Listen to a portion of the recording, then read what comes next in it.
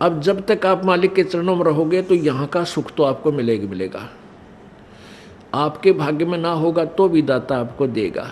ये दयालु है, ये समर्थ है, इसके पास फुल पावर है। और फिर आपकी मृत्यु तो होगी, क्योंकि यहाँ तो कोई रह ही नहीं सकता। इस मिट्टी के खिलौनों में कितने दिन रह सकता है? हजार हजार वर्ष तक भी रह जीवित रह कर देख लिया ऋषियों ने अपनी अटकलों से, आखिर में फिर मृत्यु हुई। यहाँ तो मृत्यु होगी। वो दिन तो डेफिनेटली आओगा जिस दिन आपने यहाँ छोड़ना ही पड़ेगा, चाहे कितना काम रह रहा हो।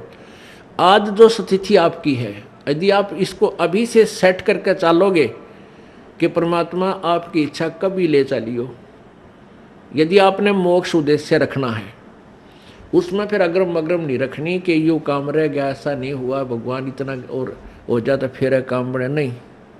चाहे कभी कहे परमात्मा, चालन की तैयारी करनी पड़ेगी आपने। तो आपने यहाँ से तो जाना ही पड़ेगा।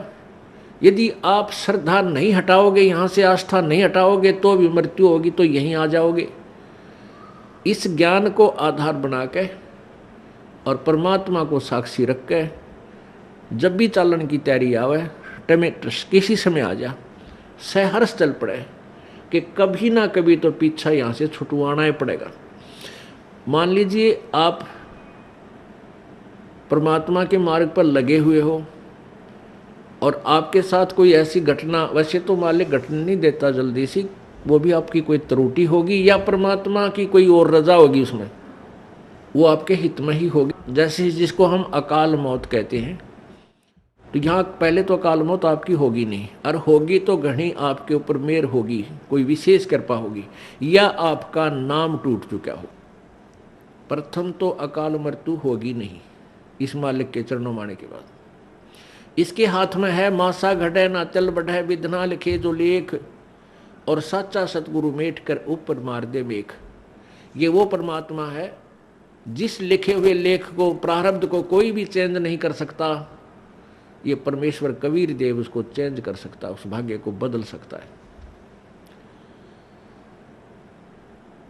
तो ये तो उसके साथ होगा जो हृदय से, तन मन धन से कोई मर्यादा भंग नहीं करता है, प्रभु के चरणों में लगा हुआ है। और दूसरे जो परमात्मा के चरणों में लगे हुए हैं और परमात्मा की कुछ और रजा है कि कई कारण हो जाते हैं पुण्यात्माओं, तो उसको ऐसे अकाल मौत, वो स्वयं ही अकाल मौत मृत्यु करेगा उसकी, और तुरंत ही उसको दूसरा जीवन देकर पार करेगा। वो उसने अपनी आत्मा को देखना है। हम तो अपना स्वार्थ देखें। जैसे किसी की माँ मर जा, चाहे 70 साल की हो रही है, तो याद आवे है कि भाई अच्छी बालक खिलाओ थी, पोत्या ने राजी रखे थी, घर की रुखाड़ करे थी, ये बना मरे तो बढ़िया है। तो हम तो अपने स्वार्थ ने कर रहे हैं। जय उस माता जी का हो जा बीमारी, कोई रोग हो जा, 10 लाख जा, खाट पे लेट जाओ, तो हफ्ते अंदर हाथ जोड़ लेंगे सारे, है भगवान माँ की माटी उसंगवा ले, परमात्मा इसने उठा दे। तो कहने का भाव ये है कि यदि परमात्मा किसी भी समय पर अपने सच्चे भक्त लगा हुआ ठीक है और उसको ऐसी कोई घटना करता है, ऐसी कोई घटना होती है अकाल मृत्यु की, 2 कारण से होगी। या तो आपका नाम खंड हो चुका है, उसने आपको काल ले गया, या परमात्मा अपने हिसाब से वहाँ से तुरंत दूसरा जन्म देकर आपको पार करेगा। अपने आत्मा, हम जैसे दीर्घ रोग है हमारे को जन्म और मृत्यु का एक दीर्घ रोग है, ये कैंसर हो रही है। ये प्रभु का हॉस्पिटल है, ये सतलोक आश्रम बरवाला एंड करो था। जब आप इस हॉस्पिटल में प्रवेश पा लेते हो और आपने उद्देश्य ये होना चाहिए कि मैं इस रोग से मुक्ति पाऊं, तो यहाँ फिर डॉक्टर ने देखना है।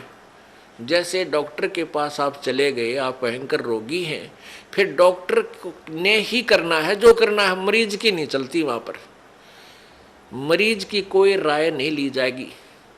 डॉक्टर जब चाहोगा इंजेक्शन लाओगा, जब चाहो उसका एक्सरे करेगा, जब उसकी रिपोर्ट लेगा, ब्लड चेक करेगा, ग्लूकोज चढ़ावेगा, इंजेक्शन लगाएगा, और हो सकता है किसी कारण से टांग भी काटनी पड़ जा जीवन बचाने के लिए, तो वो टांग भी काटेगा।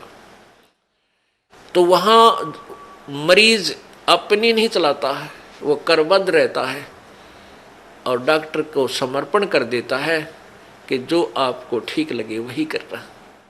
तो यहाँ आने के बाद आपने अपना अगर जन्म मरण का रोग कटवाना है तो परमात्मा डॉक्टर हैं, कबीर भगवान हमारे, इस दास को आपका कंपाउंडर छोड़ रखा है। तो आपको जैसा भी यहाँ हो रहा है उसमें कोई, देखो एक तो आपको गड़बड़ होगी, नामखंड हो जानते हैं, आपका नाम टूट जाएगा, परमात्मा से आपका कनेक्शन खत्म हो गया। और दूसरा होगा मालिक करेगा, तो उसमें फिर अगरम मगरम नहीं होनी चाहिए, ऐसा क्यों हो गया, ऐसा नहीं होना चाहिए था। तो एक तो सावधानी आपने रखना कि आपका नाम खंड ना हो, मर्यादा भंग नहीं होनी चाहिए।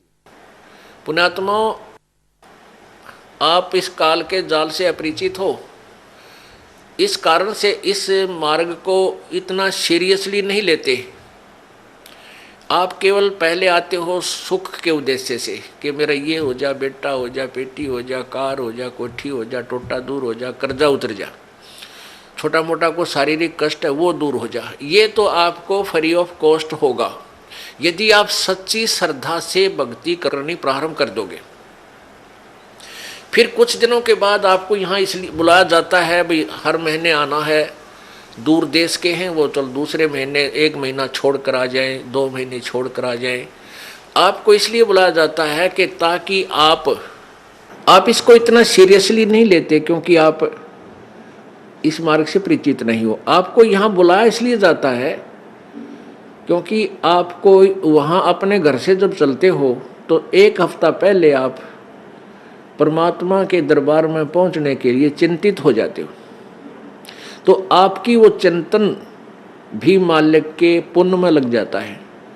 कोई कार्य को आगे पीछे करते हो, किसी से छुट्टी लेते हो, घर वालों को मीठा बोलते हो कि मैंने जाना है, कहीं ये ना कर दे, और फिर आप वहाँ से यहाँ तक आते हो।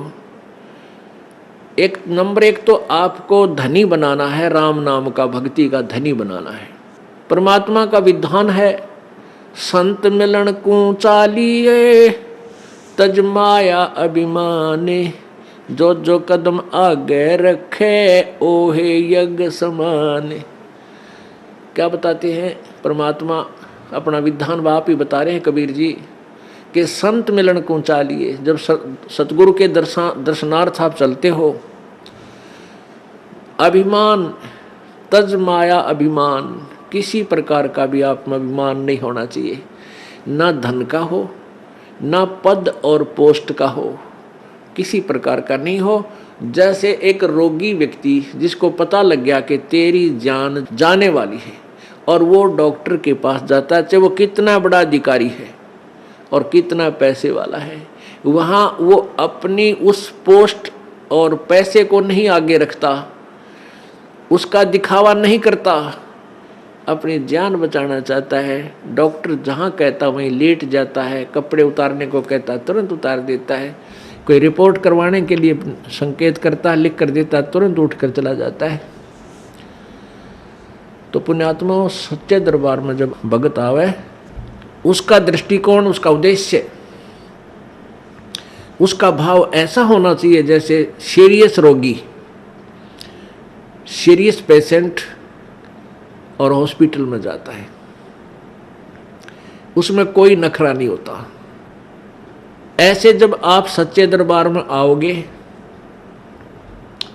आपको कितना पुण्य मिलेगा कि जहां से आप चले हो यहां तक आने के जितने भी आपके कदम, यानी जितने कदम बनते हैं, इतने यज्ञ के तुल्य आपको पुण्य मिलेगा उसको जो यहाँ निष्कपट भाव से आता है और निर्भिमान होकर आता है। जैसे रोगी जाता है हॉस्पिटल में, तो यहाँ आपको बुलाने का उद्देश्य ये है, नंबर 1 तो आप धनी हो जाओगे, पुण्य बढ़ेंगे आपके, और जो पैसा आपका खर्च होता है यहाँ किराए पे आने जाने में, ये भी आपके पुण्य में लिखा जाएगा, आपके धर्म में लिखा जाता है, ये पुण्य हो रहा आपका। तो जितना भी आप यहाँ परमात्मा के चरणों में आओगे आपका पुण्य बढ़ेगा। फिर आप यहाँ पर 5 यज्ञ होती हैं। एक यज्ञ है धर्म की, या भंडारा चला है भगवान का दिन रात फ्री ऑफ कॉस्ट परमात्मा की तरफ से। यहाँ जो आप आते हो 10 रुपये, 50 रुपये, 100 रुपये जैसे भी दान पात्र में डालते हो, उसका फिर सामूहिक रूप से भंडारा होता है। कहीं आश्रम का विस्तार होता है, कोई पंखा आता है, कितने दरी बिछाण की मैट लेते हैं, लैट्रिन बाथरूम बनाए जाते हैं, कमरे बनाए जाते हैं, शेड लगाया जाता है। तो ये आपके पैसे इसका पुण्य हुआ और यहाँ आने वाली दुखी आत्माओं को चैन हुआ। अब कितने कैसे संसार से निकल कर आते हो आप, ट्रेन में आते हो, जेब कतरे साथ बैठे रहे, मनमाने किरा के कर जा। घर से निकलते हो, कोई ठगी है, कोई चोर है, कोई किस तरह का है। व्यापार में भी इस तरह के ना जाने कितने निकम्मे आदमी, या व्यवसाय में अपने कार्य में कितने निकम्मे टाइप के आदमी आपके साथ खसने को तैयार रहते हैं। और ऊपर से फिर आपके ऊपर ये इतनी आपदाएं, कोई रोगी है, किसी को कोई भूत सता रहा है, किसी का पितर रुष्ट है, किसी का देवता रुष रहा है, और ना जाने कितने रोग कोड आपके लगे हुए। और वो प्राणी यहाँ आता है, उसको आते ही गर्म पानी मिला है नहाने के लिए, गरम गरम चाय तैयार मिला है, अपना बैटरी सी चार्ज हो जाती है इसकी, और फिर बिछे बिछाए मैट मिले, रजाई मिले भगवान के बच्चों को। और फिर आपको यहाँ अमृत ज्ञान सुनाया जाता है रात्रि के समय, सर्दी का मौसम, ये दिसंबर और जनवरी का महीना, इसमें ओढ़ कर रजाई शाम के समय बैठे मालिक का ज्ञान सुने, परमात्मा का प्रसाद छक के, और अपना कितनी आत्मा प्रसन्न होती है। आधा दुख तो यही बोल लेता प्राणी। तो यहाँ पर कौन आता है? यहाँ कोई खाना खाने नहीं आता, यहाँ को रात्रि को सोने के लिए नहीं आता, यहाँ तो परमात्मा के लिए वो प्यारी आत्मा आती है जो परमात्मा के अंश है, जो पिछले जन्मों से उनके चरणों में कहीं ना कहीं किसी ना किसी रूप में वो उनके साथ रहे हैं। अब वो पार हो नहीं पाया, भटक रहे हैं, उनको फिर परमात्मा अपने बच्चों को इकट्ठा कर रहा किसी ना किसी माध्यम से, कोई टीवी से, चैनल से, या किसी पुस्तक से, या किसी मित्र से, रिश्तेदार से, भाई बहन से अपना संदेश भिजवा कर इनको फिर शरण में ले रहा है। तो ऐसी प्यारी आत्मा जो परमात्मा के बच्चे यहाँ आते हैं, और इनके लिए जो सेवा होती है, ये धर्म यज्ञ है।